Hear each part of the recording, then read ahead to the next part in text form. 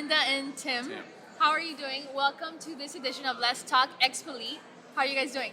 Excellent. We're doing great. This is amazing. And what you guys do attract me so much because we need to be. Yeah. Amen. Cool. So, what has been your experience at Expolit? Is this your first time? Have you been here before? No, we've been coming since 2013. Yeah, 8 years. Cool. 8 years. Awesome. Okay, so I know you're gonna talk to us about a song that you want to talk to us about called, what is it called? Talita Kum, which is a very intriguing name, right? And you're gonna talk a little bit about that. But prior to that, talk to me a little bit about how you guys met and how you guys started working together. You tell your story. Your story is funnier than my story. Well, we met working together. And when I was working there, my boss comes to me and says, I need you to work with this company that is in contract with us for the name, right? And then he says, because I need you to be the corporate person and kind of watch. So I had to work for her. Okay. Yeah.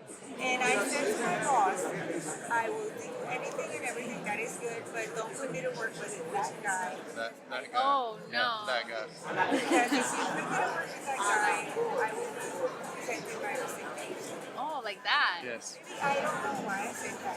I did not like him. I thought he was older than me. I thought he was married with children, all these things, but it was my own hurt. Yeah, you were prejudging at that time, right? I was hurt, and then one coworker says to me, did you know he's a Christian? He's one of the principals of the company, all these things. And I said, well, he's our company owner, that's okay, this, that, and the other, but he's a man of God, and I have said something like that without a reason. I said, Lord, forgive me, I have touched the anointing. I am so sorry. And then from there on, he came to my office one day and said, I will be the best friend you ever had. And I was thinking, well, he's not Puerto Rican. He is Christian. Now I know that. I'm going to cross the line. And he is a male, and I can have a friendship without any interest. And that's how he hooked me. Ah, you hugged her, huh? Hey, Was it love at first sight? for me it was. For you, Well, it I was? didn't even know. So I was coming in from Texas back to Florida. She worked here in Florida. And I was working with another client, and I had to go and work with the vice president. I never met him. So, you got that game face on, and you're just marching in like you have somewhere to go. And it was 2 sets of double doors, like a bunker, because it was a recovery center. And I looked down the hallway, and there was a door there, and I saw like the side of her face, just a little bit. Just a little bit. So I couldn't tell really who she was. And the Spirit of God said to me, that is your wife. Never laid eyes on her, never been in that building before, had nothing like that on my mind. Well, I had to continue to go to his office. So I went and met with him, and it's 3 hours of meeting and stuff. Well, by the time I came out, everybody's gone from the company. So I'm looking all over like, where's this Where is person? my I want to wife? know. I know what I heard. And then, the doubts started to come in. No, I didn't hear that. That was like, me. I'm going crazy. Rice and beans, right? But the backstory of that is that when I was 7 years old, I used to lay out in the backyard in a fall day in Florida. The puffy white clouds go by and you make shapes out of them. Yeah. Well, I'm a 7-year-old boy looking up at the sky, and all of a sudden I saw this vision of this lady, and she had black wavy hair, and her skin was like different than mine. And then she sang. So she had a dress on. She was in the field. And she sang, and I heard that. Well, I went in and I told my mom that story. So, moms, they care for their kids, and you can be as crazy as you want to be as a kid, right? You get away with everything. So I'm just this dreamer kid to her. But I really saw this vision, and I said, but Mom, her skin color was different than mine, like an olive leaf instead of red. And she sang so beautifully. But Mom, I didn't understand what she was saying when she was singing. She was singing in Spanish? Right? And she was singing in Spanish. And I had no idea. So, almost 30 years later, I'm driving to go to this office. And I'm driving down the road in Orlando. And I look across at a field. And the Lord showed me this vision again, because I was asking him, will I ever get married? Will I ever have anybody for me? So I'm like 28, 29 years old, and I want to have a family, and I want to be married, right? And I saw that vision again, and then just a few days later, I saw her in the hallway. That's amazing. Yeah. Wow, your story is very interesting. Yeah, that's cool. Right? That's awesome. What a great story. What about you guys started working in recovery together? Is that what you guys started doing, or how did you guys end up working together actually for the things that you guys are doing for the Lord? The reality is we do so many different things. It's hard to define who we are because my mom raised me and her mom and dad raised her that we can do anything that we want to. Like the Holy Spirit You're can capable, empower you totally to do capable. anything. So we do media, we do radio, we do television, we do drug and alcohol regen centers, we'll do regular church, we'll do street, we do hospitals. We started a hospital ministry that's a psalmist ministry that's all over now Advent Health. At the time it was Florida Healthcare or Florida Hospital. And we were going to work out at, where were we working out? Somewhere. I don't know, some workout gym. Yeah. And you know, when you're married for a while, you can say certain things to your spouse and you can argue with them, but then they say it in a certain tone and you just take it for what it is and you just do it. So she comes to me, she says, I want you to put the guitar in the trunk of the car. And I'm like, okay. And I'm thinking to myself, not saying to her, I knew that tone, I just did it, right? But I'm thinking, what are you going to do? Play the guitar when you're on the treadmill or something, you know? I mean, she's crazy enough to do stuff like that. So we go work out, and then the sun goes down, and it's dark, and we go to the hospital, and I'm like, okay. She says, turn in here, and I go park, and she says, get the guitar and go. And I don't have any idea. I thought, well, she must know someone in the hospital, and we're going to go visit them, a friend or whatever. We walk in, she has no idea what she's going into the hospital. Not yet. No, she's just, we're walking in with a guitar. Well, the ladies or men and ladies that greet you in the foyer, they're not there. So we go down the hallway and she goes, we're going in the elevator, and we go upstairs and we finally found a nurse. And she says to the nurse, she says, is there anybody here that maybe needs someone to sit with them or that maybe they need a song? She says, well, I'm sorry to tell you that I can't let you in because of HIPAA rules. If somebody's not asking you to come in, I can't just let you go into the hospital room. But you're going to have to go talk to what do they call it? The chaplain, and they'll be here tomorrow or whatever. So we walked out, and she wasn't deflated, but I was kind of like deflated for her because nothing really happened. Right, in the moment. Yeah. And it was a Monday, and we went to work out again. Then we went to this Bible study, and this pastor was telling a story about how he worked with the sheriff's department, and he went around, and he went for the sheriff's department, he had to go and tell the people that, hey, your person just died in an auto accident or whatever. And he worked with the chaplaincy, and he's telling the story. So we told him the story I just told you. And he says, well, give me some time and remind me and ask me later, come back to me, right? Well, he calls and he says, Linda, can you be at the hospital at 7 a.m. on a Tuesday? And he says, I can't bring Tim because I can only have one. And she says, okay, we'll go there. So I took her there. She goes in. She has her guitar. He says, bring your guitar and stuff. So she has her guitar. They're going up the elevator. And he says to her, listen, when the elevator doors open, there's going to be the nurse's station. There's a sheet of paper there. It's going to have a list of all the patients that we can go to. We're going to walk out. I want you to look at the floor. Don't look at anybody. Don't make any contact with anybody. Because Linda's like a social bug, Yeah, right? yeah. She talks to anybody. I tell everybody, I said, if it wasn't for Linda, I wouldn't have any social skills at all. So he says, look at the floor. He says, what we're going to do is I'm going to pick up the list. We're going to go to these rooms, and we're going to go as hard and fast as we can until they kick us out of the hospital. So he had no idea that they were going to even be allowed to do it because of HIPAA and the regulations and stuff. Well, what happened is he went and talked to the chaplain, and the chaplain says, okay, I'm going to forget my list on the nurse's station here. I'm going to go home, and if you get caught, I have no idea that you're in the hospital, right? So it went from there. They've got a video now. People come in, psalmists come in, and they're doing this all over the country through from that. Just event. because you heard the Holy Spirit, go there, take your guitar. Right. Got to the point where nurses would wait for me at the elevator and say, can you come see my patient today, please? I know they're not on the list, but they would get so relaxed when they had to Of course. blood or anything, and they would say, are you coming back tomorrow? Aw. I mean, it was beautiful. So That's tell amazing. one of the testimonies. Tell one of like the one writing on the wall. Or, Yeah, so many miracles, right? And I know we're talking, but I went into this room and to say, is there a song you would like for me to sing? And if they did, I was already asking the Holy Spirit, and it was always the right thing. And so I sang the song to this lady, and a year later, I think it was, I came back because I kept going every Tuesday, and I see the lady and I recognized her, and I said, I think I've seen you. She said, yes, that's your thing that you sent to my mom, and while you were singing, she saw right on it. Wow. And she received peace. She died. She said, and now I'm here with my dad. You know, before they died. Oh Lord. Yeah. But it was a good experience. Wow.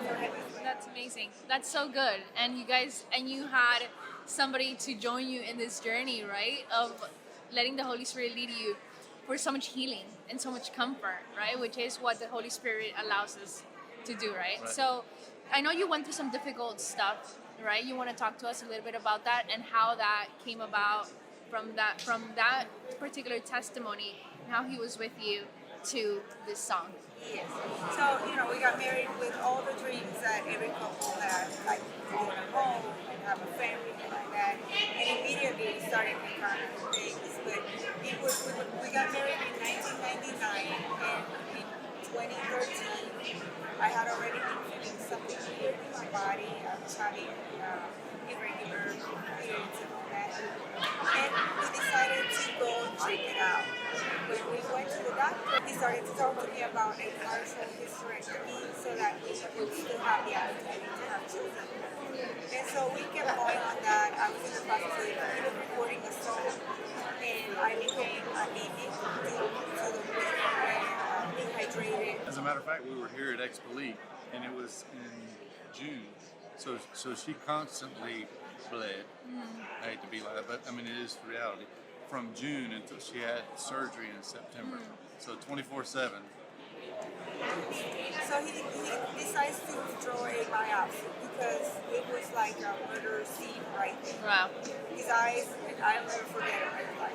And so he says, we'll talk in a few days when the biopsy comes back, let you know. But a few days went fast before when he had already said. They called us early. And he called and says, we would like to see if we can come out. And that's when they break the news to me that I have cancer. He says, the good news is that it's curable with the surgery, need any treatments. And I said, well, good, because we think we own our lives. Right. Good, that's where I will not take any treatments. And he says, well, let's not be so quick. So he referred me to an oncology. We had no idea who to go to. And the night before the surgery, a friend calls and says, can I pray for you? And I said, of course. She had seen me.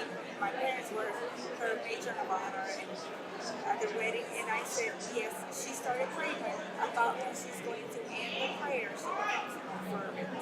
And that's when I see a vision. I saw the Mary praying.